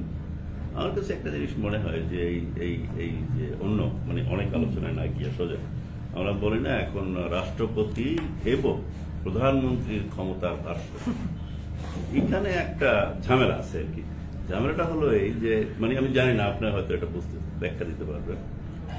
রাষ্ট্রপতি কিন্তু নির্বাচিত হয় সংসদের দ্বারা, প্রধানমন্ত্রী নির্বাচিত হয় পার্টির দ্বারা, তাই না? একটা ওয়েস্টমিনিস্টার ফর্মে যদি বলেন। আর একটা উনি বললেন যে একটা মনার্ক আর কি, কনস্টিটিউশনাল মনার্ক যদি ওটা হয়, যদি আপনি ক্ষমতা রাষ্ট্রপতির বাড়ান তাহলে তো আরো মনার্কি আরো স্ট্রং হবে, তাই না? এটা একটা তো আরো রাষ্ট্রপতির ক্ষমতা বাড়ানো, কিন্তু আপনি মনার্কের ক্ষমতা বাড়াইতেছেন। রাষ্ট্রপতিকে নির্বাচন করবে কি? তাহলে আপনি ওই দেন যে রাষ্ট্রপতি আলাদা করে, আমেরিকা যেটা হয় রাষ্ট্রপতি আলাদা করে নির্বাচিত হন না। এখন প্রশ্নটা আবার কেউ কেউ তুলছে যে রাষ্ট্রপতি শাসিত সরকারই এই দেশের জন্য ভালো। মানে রিসেন্টলি আমি কয়েকজনের এই কথা শুনলাম যে রাষ্ট্রপতি তাহলে জনগণ নির্বাচিত, তাহলে রাষ্ট্রপতি নির্বাচিত মনার্ক হয়তো, মানে সেটাই বলছি যে আপনার পার্লামেন্ট একটা আছে, তাই না? পার্লামেন্ট, রাষ্ট্রপতি, তখন প্রশ্নটা উঠবে যে প্রধানমন্ত্রী কিভাবে অ্যাকাউন্টেবল, যদি এটা বলি, মানে সে যদি কিছু করে সেটা রেডেস কি হবে, মানে অ্যাকাউন্টেবিলিটি ধরেন, তাহলে আপনাকে বলতে হবে যে রাষ্ট্রপতি অ্যাকাউন্টেবল কিভাবে। সেটার তো একটা উদাহরণ উনি দিলেন, ইউএস কনস্টিটিউশন এবং ইউএস এর যে গভর্নেন্স পদ্ধতি, সেখানে রাষ্ট্রপতির অ্যাকাউন্টেবিলিটি কিন্তু ইনস্টিটিউশনালি বিভিন্ন জায়গায় আছে। মানে যাদের তাহলে ওই আপনার আলোচনাটা যদি বলেন সকল মানে ব্রিটিশ, তাই না, আমি ওইভাবে বলছি না, মানে তাহলে তো মানে মোর ডেমোক্রেটিক আমেরিকান পদ্ধতি এর পক্ষে লোকজন আসতে পারে যে রাষ্ট্রপতি জনগণের দ্বারা নির্বাচিত, কিন্তু তার পাওয়ার লিমিট কোথায় কোথায় অ্যাকাউন্টেবল সেটা যদি করা যায় তাহলে তো ইনডাইরেক্ট নির্বাচনের আর রাষ্ট্রপতি নির্বাচন করলো যেভাবে নির্বাচিত বাংলাদেশে হয় সেটা তো বোঝাই যায়। কনস্টিটিউশনের যে 70 ধারা সেখানে তো যে মেজরিটি হবে তার রাষ্ট্রপতি হবে, সে কলাগাল দ্বারা করিল হবে, সেটাতে কোনো প্রশ্ন নাই, কেন সে তো ফ্লোর ক্রস করতে পারতেছে না, চাইলে তো আর একটা ক্যান্ডিডেটকে ভোট দিতে পারছে না, মানে আগের পদ্ধতিতে তাই তো ছিল, তাই না, আর্টিকেল 70 আওতায় যে আমি রাষ্ট্রপতি, প্রধানমন্ত্রী বললো এই রাষ্ট্রপতি আমার চপ্পু মিয়া, তাকে ওরাই ভোট দিবে, তো এটা তো কোনো উপায় নেই, তো এটা তো নির্ধারিত, নির্বাচনটা তো ফলস, সেই অর্থে একটা ফার্স্ট নির্বাচন, ওটা তো সে যেতেই পারবে না, কনস্টিটিউশনালি আটকানো আছে, তো ওটা কোনো নির্বাচনই তো না, ওটা হচ্ছে উইশ, মানে প্রধানমন্ত্রী যাকে উইশ করে সেই রাষ্ট্রপতি হয়ে যাবে, মানে এটা খুব ইন্টারেস্টিং, তাই না, এটা তো তো যাই হোক আলোচনাটা খুবই গুরুত্বপূর্ণ এবং আলতাফ এখানে আছে, আলতাফ তো আমাদের রাষ্ট্র বোঝানোর চেষ্টা করতেছে গত রাষ্ট্র কি, রাষ্ট্র বোঝাটা যে গুরুত্বপূর্ণ এটা অবশ্য আরো একবার বুঝতে পারবো। রাষ্ট্রের অনেক রকম বোঝ আছে, ব্যাপারটা হচ্ছে কি যে বোঝের ভিত্তিতে এই কনস্টিটিউশনাল ডেমোক্রেসি সেটাকে আমাদের বুঝতে হবে, আমরা যদি অন্য কোনো বুঝ থেকে করতে চাই তাহলে আমাদের সিস্টেম, আমার বিষয়টা সেটাই ছিল, আমি ইতিহাস নিয়ে কথা বলেছি এই জন্য যে এখান থেকে আইডিয়াগুলো এসছে, এই কনটেক্সট থেকে এই পার্লামেন্টারি সুপ্রিমেসি এই দেশে এইভাবে এটা তৈরি হয়েছে এবং এইভাবে এটা কাজ করে, আমরা সেটাকে নিয়ে সেখানে যদি আমরা করি তার মধ্যে ভাবতে হবে যে সেটা এখানে কি করে ওটা অপারেশনালাইজ হচ্ছে, এখানে এই বেসিক বিষয়গুলো যে রাষ্ট্রপতির ক্ষমতা আসলে কোত্থেকে আসছে আলটিমেটলি সংসদ থেকে, সুতরাং রাষ্ট্রপতি কিন্তু সংসদের বাইরে কিছু না, মানে আলটিমেটলি আমাদের ওই সংসদ এবং সংসদের নেতা তার মধ্যে সমস্ত কিছু ইয়ে হয়ে গেছে, সেটা হচ্ছে আমার প্রশ্ন, যে আপনি যদি ফাংশনাল না হয় তাহলে এগুলো কোনো মানে নাই, যেমন খাদ্যের অধিকার, শিক্ষার অধিকার, আমি মনে করি যেটাকে আসলে যদি রিপ্লেস করা না যায় এইগুলো লিখলে ভালো, শুনতে ভালো লাগে, তো না এটা তো এমনিতেও একটা দুর্বলতা আছে, তো ফান্ডামেন্টাল রাইটস হিসাবে নাই, আপনার কনস্টিটিউশনাল বডিজ ইনস্টিটিউশন গুলো নন কনফারেন্স, কাজে ওইটা তো আপনি লিখলেন, ওটাকে আমরা বলছি মৌলিক অধিকার, আমরা বলার সময় মৌলিক অধিকার বলি, কিন্তু কনস্টিটিউশন নিজেই মৌলিক অধিকার বলে না, ওই সকল একটা কথা আছে হিউম্যান রাইটসে যে প্রগ্রেসিভ রিয়ালাইজেশন, এটা মানে প্রগ্রেসিভ রিয়ালাইজেশন 60 বছর হয়ে গেছে, প্রায় 55 বছর,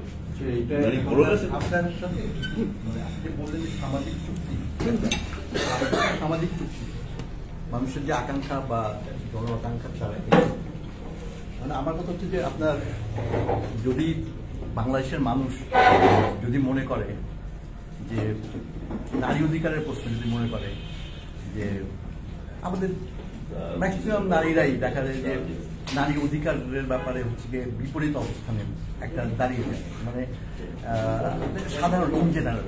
আপনি একটা উদাহরণ দেন আমাকে, আপনি আমাকে একটা উদাহরণ দেন, কারণ এটা খুব বিপজ্জনক একটা স্টেটমেন্ট।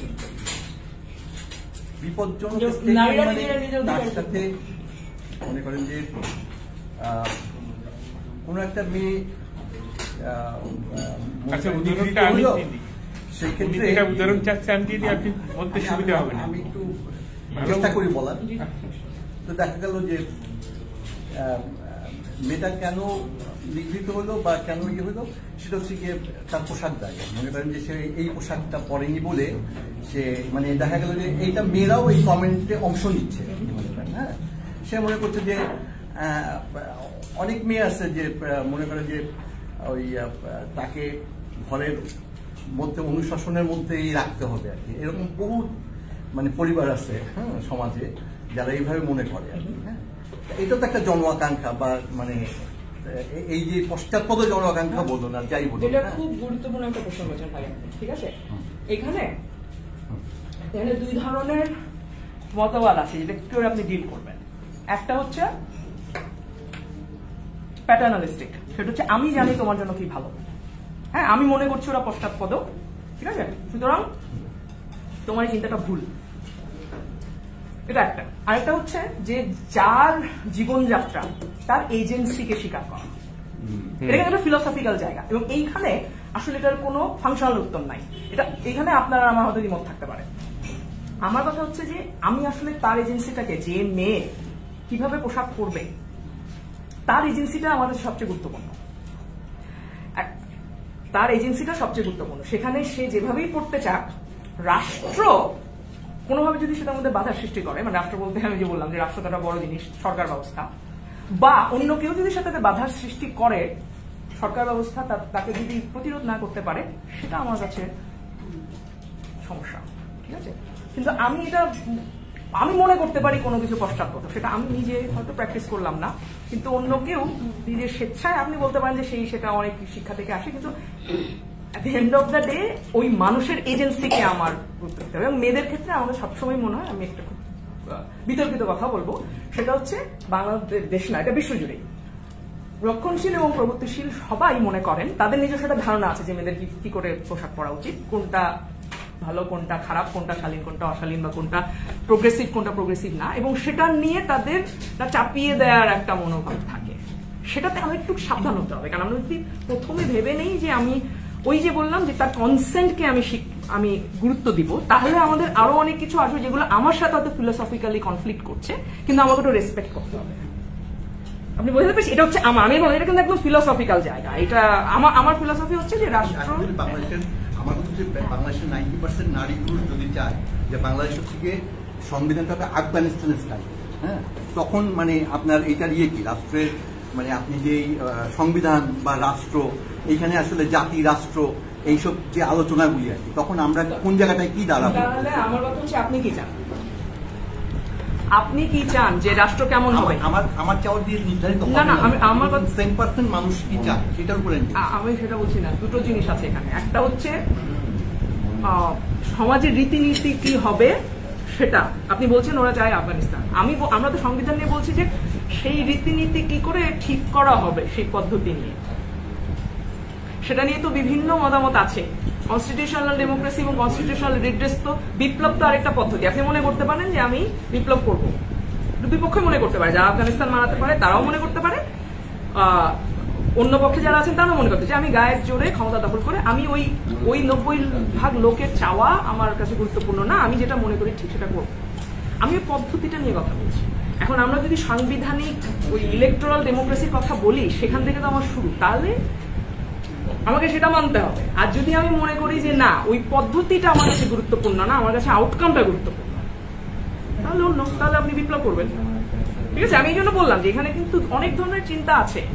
আমি সেটা বলছি যে আমি কেন এই সামাজিক চুক্তি তত্ত্বটা নিয়ে এসেছি, কারণ মডার্ন কনস্টিটিউশনাল স্টেটের ফিলোসফিক্যাল বেস এসছে ওখান থেকে, যে এটা সবাই মিলেই হবে, একটা পদ্ধতিগতভাবে পরিবর্তন হবে, রিড্রেসগুলো পদ্ধতিগতভাবে হবে।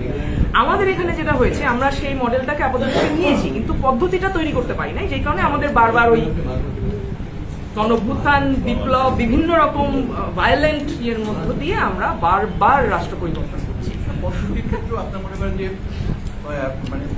ঋণ পাওয়ার যে অধিকার সমস্ত মানুষের ঋণ পাওয়ার অধিকার, কিন্তু এখন ঋণ পাইতে গিয়ে দেখা গেল যে আসলে মানে এটা না, মানে মনে করেন নাগরিক অধিকার তো এটা, ঋণ যদি নিতে চায় সে একটা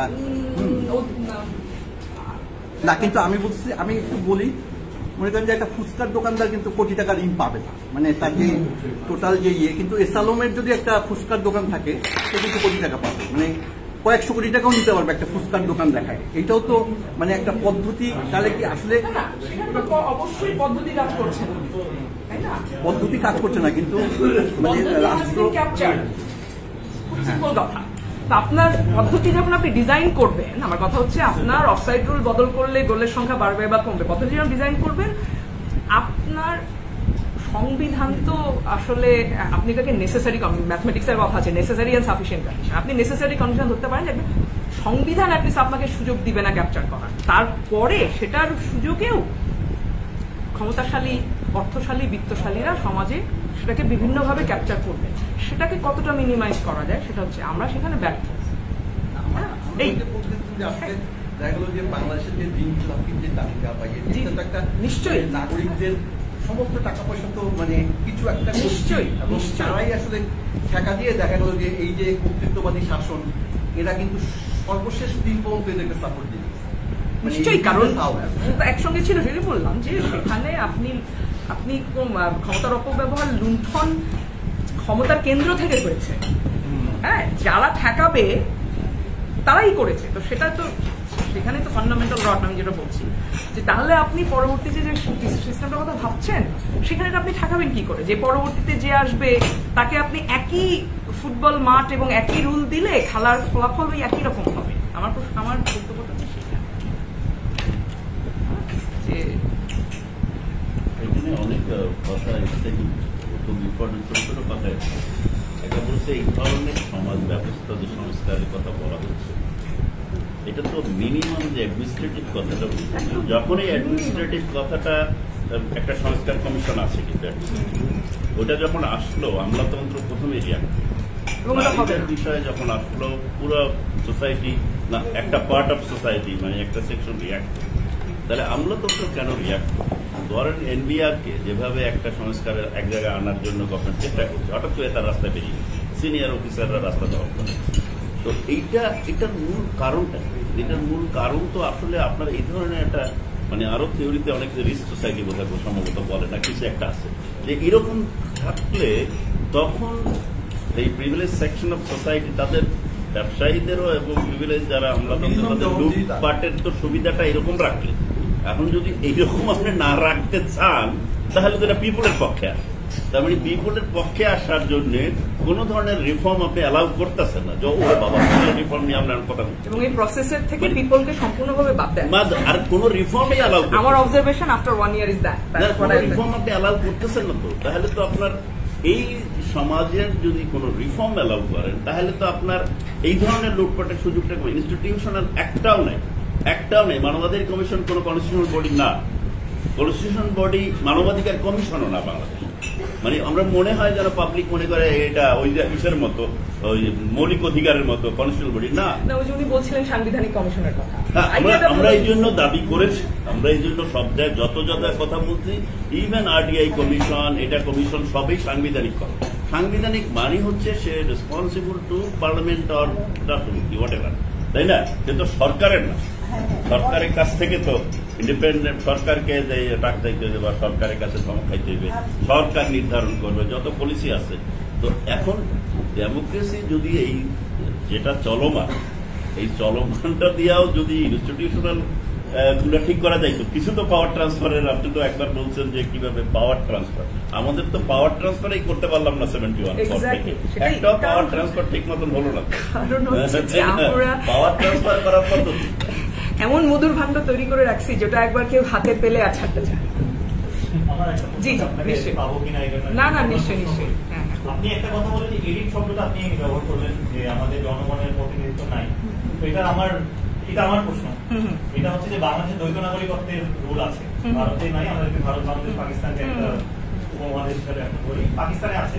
এবং পাকিস্তানের পরিণতি আমরা মানে আমাদের ব্যক্তিগত অভিজ্ঞতার বিয়ন্ডও দেখতে পারি যে পাকিস্তানের বর্তমান অভিজ্ঞতাটা কি। এবং পাকিস্তানের আমি জানি না কি আছেন কিনা, আলতাফ আকেল আছেন কিনা, উনি আরো বলতে পারবেন যে অভিজাত তন্ত্রের যে বিষয়টা ভুট্টোর আমল থেকে চলে আসছিল, ওটা একটা ধারাবাহিকতায় আমরা বর্তমান পাকিস্তান রাষ্ট্রের অধঃপতনের পিছনে এটাকে আমি ব্যক্তিগতভাবে একটা কারণ হিসেবে দেখি। এবং আলতাফ আকেলও তার ভোটের বইটাতে খুব চমৎকারভাবে বলেছেন যে ওখানে কিছু হচ্ছে। তো বাংলাদেশে আমরা অভিজাত টেন্ডেন্সি দেখি যে পরবর্তী প্রজন্মকে আমেরিকাতে সেটেল করা হয় এভরিথিং লাইক দ্যাট। তো নীতি নির্ধারক পর্যায়ের মানুষজন যখন এটা করেন, তাদের যদি কনসিকুয়েন্স ফেস না করতে হয়, তাদের যদি একটা ভিন্ন নাগরিকত্ব থাকে, তো তাহলে তো আসলে জিনিসটা হলো না, তাই না? আমার দেশের আইন প্রয়োগকারী মানুষই যদি বিদেশের নাগরিক হয়, এবং পাশাপাশি যেহেতু আমলাতন্ত্রের কথাটা আসলো, আমলাতন্ত্রের সচিব পর্যায়ের মানুষ তিনি যদি 65 বছর বয়সে তার এক ছেলেকে বিদেশে সেটেল করে দিতে পারে, এবং তার যদি প্ল্যানিং থাকে, প্ল্যান অফ এক্সিট থাকে 66 বছর বয়সে আমিও আফটার রিটায়ারমেন্ট আমি চলে যাবো, তাহলে তো কোনো কনসিকুয়েন্স নাই। মানে তার বিরুদ্ধে যদি আমরা দুটোকে একটা মামলাও করি, আমেরিকা তো তাকে এক্সট্রাডিট করে বাংলাদেশে পাঠাবে না। তো আমার বেসলাইন আন্ডারস্ট্যান্ডিং যেটা, সেটা হচ্ছে যে বর্তমানে সিস্টেমের ভিতরে যারা জড়িত, ধরেন আমার বয়স 55, imagine, and I have a son and I have a plan, that is how I am going to settle abroad at the end of the day. আমার তো আমি জানি 10 বছর পর আমার কোনো কনসিকুয়েন্স নাই। ইভেন ইফ দুদকে একটা মামলা হলেও আমাকে তো ধরে আমেরিকা রাষ্ট্র তো আমাকে এক্সট্রাডিট করবে না, কানাডা তো আমাকে এক্সট্রাডিট করবে না। এই দ্বৈত নাগরিকত্বের একটা ক্লজ রেখে বাংলাদেশের পক্ষে আসলেই বাংলাদেশের স্বার্থের প্রেক্ষিতে আইন প্রণেতা বানানো সম্ভব কিনা। একটা কন্ডিশন যেটা অ্যাড করবো সেটা হচ্ছে যে কিছুদিন আগে আমরা একটা চুক্তি দেখতে পাইলাম যে আমেরিকার সাথে আমরা বাংলাদেশ থেকে কতগুলি গোলামি চুক্তি বলছিলাম, সেটা হচ্ছে বেসিক্যালি ওদের ট্যাক্স রেট কমানোর জন্য, ট্যাক্স রেট কমানোর জন্য আমাদের একটা চুক্তি আমরা করছি। সেখানে সামরিক প্রতিরক্ষা বিষয়ে কিছু বিষয় ছিল, যেটা আমার কাছে নাগরিক হিসাবে তো আপত্তিজনক বটেই। পাশাপাশি আমার মনে হয় যে মিলিটারি ইনস্টিটিউটও শুড মানে চাইনা পলিটিক্স ওদের কথা থাকে, কিন্তু মানে অবশ্যই অস্ত্র কেনা বেচার ক্ষেত্রে মিলিটারি ইনস্টিটিউটের একটা কথা থাকতে পারে, বা সামরিক সরঞ্জাম অন্যান্য যেসব ইম্পোর্ট এক্সপোর্ট এক্সক্লুসিভ যদি আমাদের কোনো ক্লজ দিয়ে থাকে। তো এই বিষয়টা প্রথমত তারা একটা আমাদের নন ডিসক্লোজার ক্লজ দিল, তারপরে সেটা কোনোভাবে ফাঁস হলো, তারপরে একটা নাগরিক আউটলেজ হলো, তারপরে এটা কোনো সমাধান আসছে বলে আমাদের মনে হয়। তো আমি ব্যক্তিগতভাবে আমি একটা মতামত জানতে চাই যে এটার পিছনে আমি আমাদের পশ্চিমমুখিতা বা আমাদের নির্ধারকদের পশ্চিমমুখিতার একটা সরাসরি প্রভাব দেখতে পাই, এবং পাকিস্তানে সেটার একটা ফলশ্রুতিতে একটা ফেইল স্টেট হওয়ার কাছাকাছি যাওয়ার আমরা প্রমাণ আছে এখানে। তো এই বাস্তবতায় দ্বারা এটা আপনার কাছে কত বড় একটা ফ্যাক্টর মনে হয়?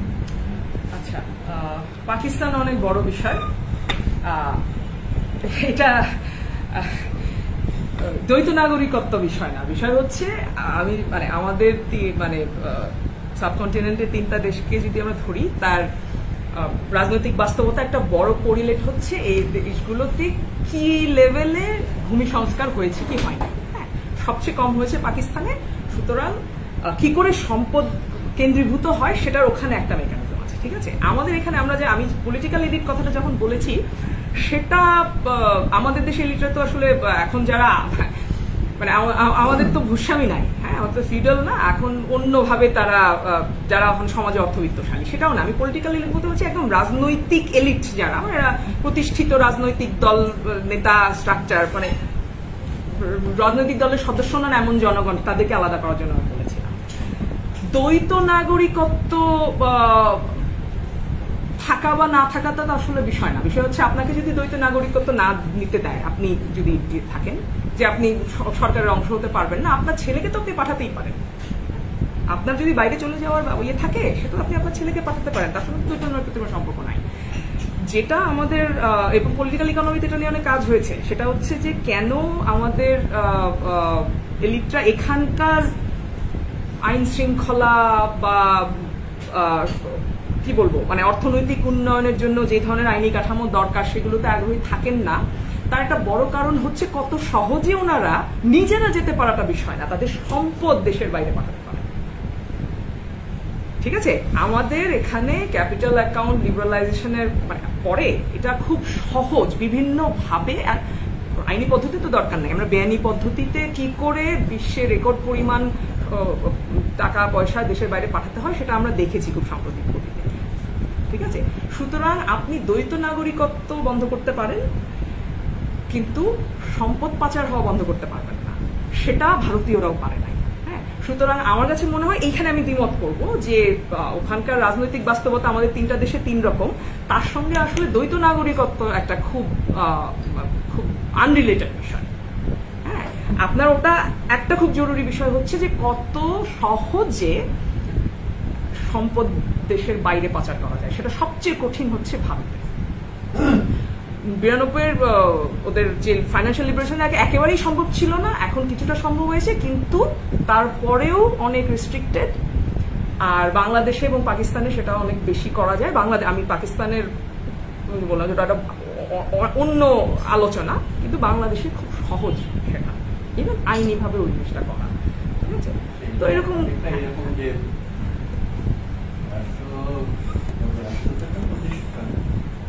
প্রতিষ্ঠানের সাথে আলোচনা কাগজপত্র অর্থাৎ সংবিধান সংবিধান সংক্রান্ত আলোচনাতে ক্ষমতা শব্দটা একটা, আর আমরা সবাই জানি যে ক্ষমতার সাথে সম্পদেরও একটা সম্পর্ক আছে। সুতরাং ন্যাচারালি সম্পদকে নিরাপদ করবার জন্যে ক্ষমতার এই কাগজপত্রগুলো তৈরি হয়। আর সম্পদ বাইরে যাওয়া, সম্পদ গ্রাম থেকেও প্রতিদিন কাঁচামরিচ নিয়ে কাঁচামরিচ তৈরি হচ্ছে গ্রামে, আর সেই টাকাগুলো ইনকাম হচ্ছে কারণ তাই না? সম্পদকে সরিয়ে নিয়ে আসা এটা একটা পদ্ধতি, সেইগুলো কাগজপত্রে লেখা থাকে, তার নাম সংবিধান। এই সম্পদ আপনার থেকেই বিদেশে যাবে, কারণ আমরা এটা মনে করি এটা গ্রাম, ঢাকা শহর যেরকম গ্রাম থেকে তুলে নিয়ে আসতেছে প্রতিদিন, এইরকম ওই দিকে যে আমাদের দেশটাকে যারা গ্রাম মনে করে যেমন ধরেন গহরায়ু মনে করতো তার বাপের জমি, তাই না? সে তার বাপের বন্ধু রাজা বীরেন্দ্রের ছেলেকে ডেকে নিয়ে আসতো, চল যাই আমরা একটু শিকার করে আসি, আমার জমিদারি আছে বাপের সুন্দর। সেরকম রাজা মহেন্দ্রের ছেলে বীরেন্দ্র আইয়ুব খানের ছেলের গহরায়ুর বন্ধু, ওরা শিকার করতে আসতো, সমস্ত অ্যাপারেটাস তার পক্ষে থাকতো সব। এটা মূলত একটা গ্রাম। বাংলাদেশকে যারা গ্রাম মনে করে ন্যাচারালি তারা এখানকার টাকাটা, তাদের ইনকামের টাকাটা বাইরে নিয়ে যাবে, তার বাড়ি এখানে সেখানে নিয়ে যাবে। আর যদি এখানে মনে করে যে না, সে গুলশান বাড়ি ধারা ইত্যাদি পূর্বাঞ্চলে তার নিজের বাটা ছেলে মেয়েদের নিরাপত্তাটা থাকার জায়গা তৈরি করতে পারবে, তাহলে সেখানে থাকবে। অথবা এটা গ্রামের বাড়ি, ওখান থেকে মাঝে মাঝে ডিসেম্বর মাসে আসবে। আমাদের দেশে যেরকম বুদ্ধিজীবীরা বিদেশে অবস্থিত বুদ্ধিজীবীরা বাংলা একাডেমিকের সামনে রেখে এবার খুব বিপদে পড়ছে, কারণ তারা সব টিকিট রাখছিল ফেব্রুয়ারি মাসে, হয়ে গেছে ডিসেম্বর, এখন টিকিট চেঞ্জ করতে পারছে না, কম দামে টিকিট কেনা। এরকম আমাদের দেশে আছে। আমি এটাকে খুব স্বাভাবিক প্রক্রিয়া মনে করি। আর সংবিধান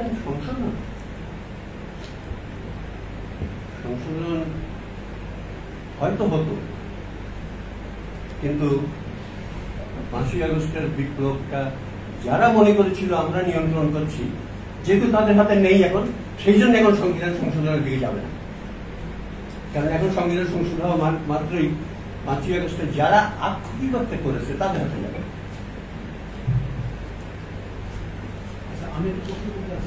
আমার একটুখানি কথা ছিল, আপনার কোন সময় যদি আমার একটু সুযোগ দেন।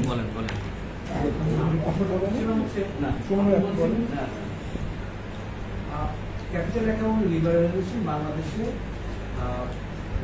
সম্ভব, বাংলাদেশে লিবারেল, বাংলাদেশে লিবারেল না, আমি বুঝি নাই। আমি লিগাল পদ্ধতিতে আমাদের দেশে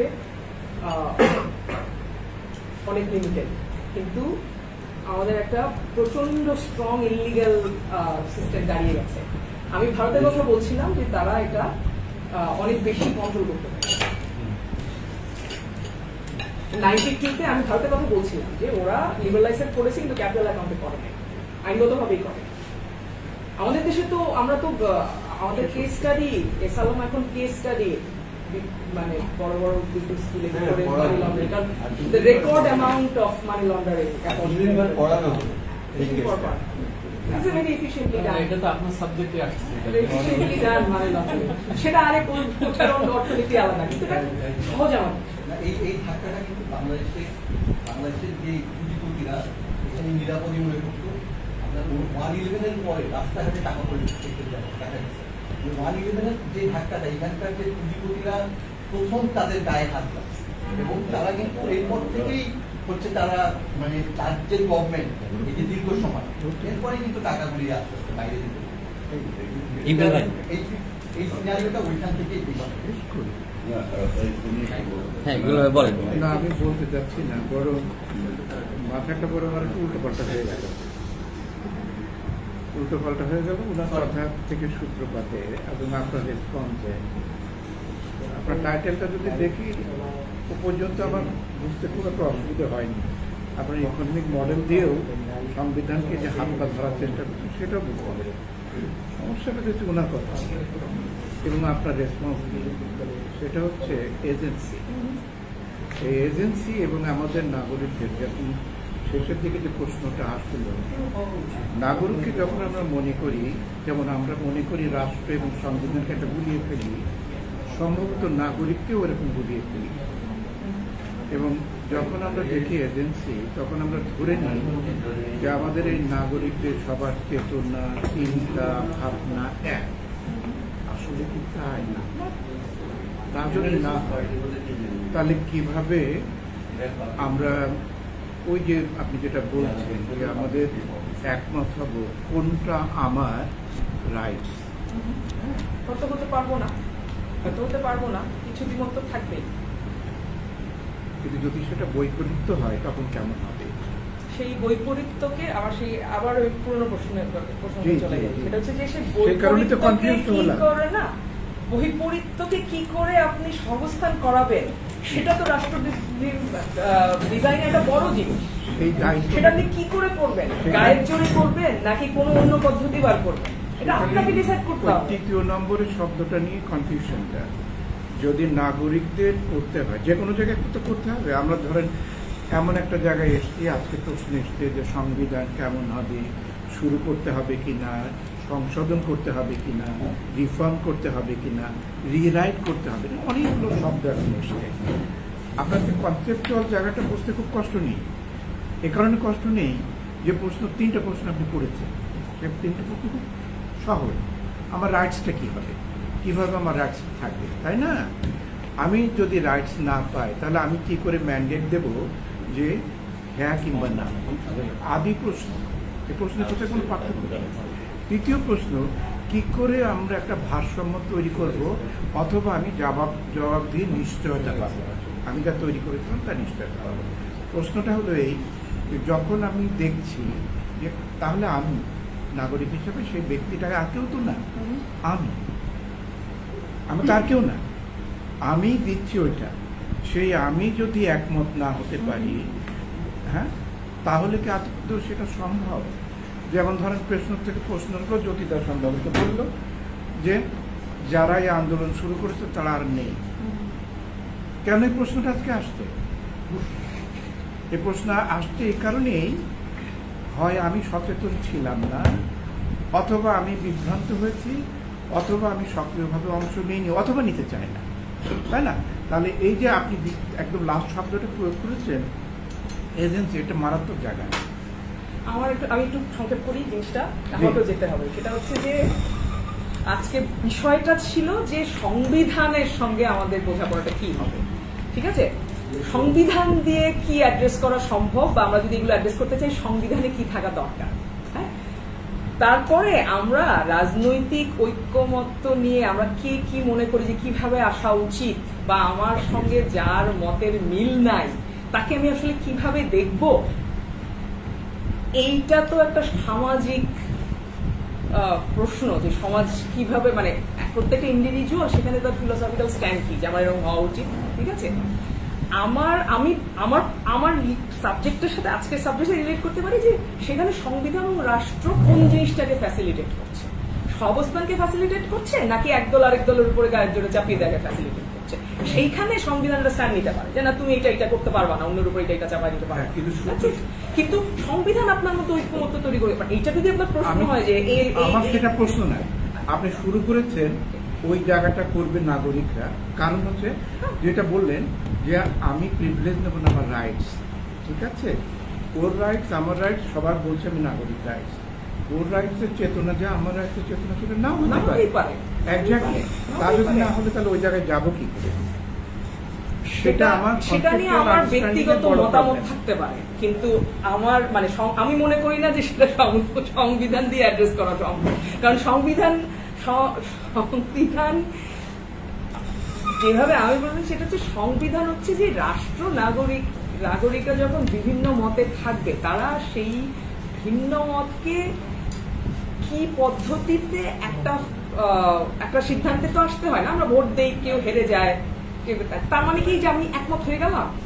আমি যদি ট্রাম্পকে ভোট দিয়ে না থাকি, সে প্রেসিডেন্ট হয়েছে, তারপর আমি কি করব? আমি আন্দোলন করতে পারি, আমি তাকে গুলি করে মারতে পারি, আমি মেনে নিতে পারি। সেই চয়েস গুলো আমি কোনটা বেছে নিলে আমার কি পরিণত হবে সেটা সংবিধান বলে দিতে পারে, এটা করতে পারে। কিন্তু নাগরিকরা প্রত্যেকে তার ইন্ডিভিজুয়ালি অন্যের সাথে দ্বিমতকে কি করে ডিল করবে, এটা তো তার নিজের প্রশ্ন, তাই না? আমার মত হচ্ছে যে আপনি যখন সংবিধান নিয়ে ভাববেন, আপনার মতো করে আপনি কি ভাববেন। আমি কিন্তু বলে দিচ্ছি না যে আমি মনে করি যে রাইটস গুলো এই হওয়া উচিত, বলতে পারি আমার একটা মত আছে, সেটা আমার মত। আমি বলতে পারি যে কপি করেন, এখান থেকে কপি করেন, এটা নেন, ভারত থেকে নেন, ওখান থেকে নেন, এটা আছে ওটা আছে, বা আমরা নিজেরা তৈরি করি। আমি ওই জায়গাটা থাকতে চাই, কারণ যে ওটা না হলে আমার এখতিয়ারের বাইরে চলে যায়। আমার হচ্ছে এখানে আপনার ফিলোসফি যে আপনি কি করবেন, আপনি বিপ্লব করতে চাইলে বা সমাজে বিপ্লবীরাও থাকবে, কেউ মনে করবে যে না ঠিক আছে ওর রাষ্ট্রপতি হয়ে গেছে, এখন 4 বছর সহ্য করে যাই। তো এখানে কিছু জিনিস থাকে যেটা হয়তো বা সংবিধান বা রাষ্ট্র ব্যবস্থার সাথে, সেটা হচ্ছে যে মার্কিন নাগরিকরা মনে করে যে 4 বছর পরে ওকে আমরা দরকার হলে বুদ্ধি সরাতে পারবো, এই বিশ্বাসটা তাদের আছে। আমরা যে cycle of forceful removal of গভর্নমেন্টের মধ্যে আছি, এই বিশ্বাসই আমরা আমাদের জনগণের মধ্যে তৈরি করতে পারি এবং এটা সমাজের জন্য দীর্ঘমেয়াদে অসম্ভব ক্ষতিকর হবে। সুতরাং আমার কথা হচ্ছে এখন যে কোনো রাষ্ট্র সংস্কার প্রযুক্তির মধ্যে ওই জায়গাটা যে নাগরিকদের বাইন, যে তুমি এই প্রসেসের মধ্যে আছো, তোমার ভয়েস আছে, মেবি তোমার ভয়েস হেরে গেছে, মেজরিটির কাছে হেরে গেছে, কিন্তু তুমি পার্ট ছিল। সুতরাং পরবর্তীতে তোমার আবারও সুযোগ আসবে যে আপনার টাইম দিয়ে আয়েগা, এই বিশ্বাস যদি আপনি ব্যবস্থার মধ্যে না আনতে পারেন তাহলে কন্টিনিউয়াস সাইকেল অফ ভায়োলেন্স থাকবে। মানে আমার বিষয়ের সাথে এই ঐক্যমতের ব্যাপারটাকে আমি এভাবে দেখি যে ঐক্যমতে আসার প্রসেস তো নাই। আপনি দ্বিমত যখন আপনার পারসিস্ট করবে তখন আপনি পাশের লোক যার সাথে আপনার দ্বিমত তার সাথে আপনি কিভাবে থাকবেন, কি রাষ্ট্র আপনাকে করতে অ্যালাউ করবে আর কি করবে না, কারো ওই জনস্বার্থের নাপিতের মতো আপনি কারো চুল কেটে দিবেন কি দিবেন, খুব ফান্ডামেন্টাল একটা ব্যাপার। আপনি মনে করতে পারেন যে আমি জনস্বার্থে করছি, কিন্তু আমার রাষ্ট্র সেটা অ্যালাউ করছে কিনা। মিনিমাম আমি যে বললাম যে মিনিমাম জায়গাগুলো যেগুলো এখনো আমরা তাই না, তা আমাদের সেটাই আমার কথা হচ্ছে আমার নাগরিক হিসাবে আমাদের কোন জিনিসগুলোর দিকে নজর দেওয়া উচিত। আচ্ছা আমাকে